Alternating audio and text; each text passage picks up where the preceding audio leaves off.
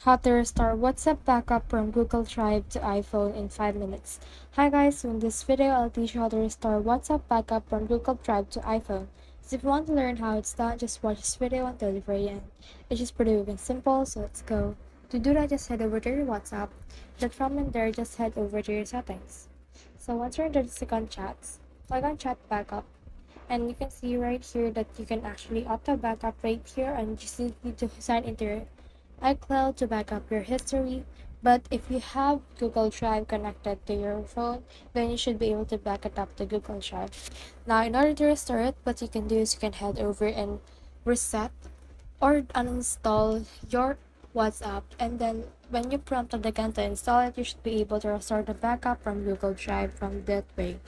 So that's the whole process. I hope this video helped you to restore WhatsApp backup from Google Drive to iPhone. If you have questions or comments, comment them down below and try our best to answer them. Thanks.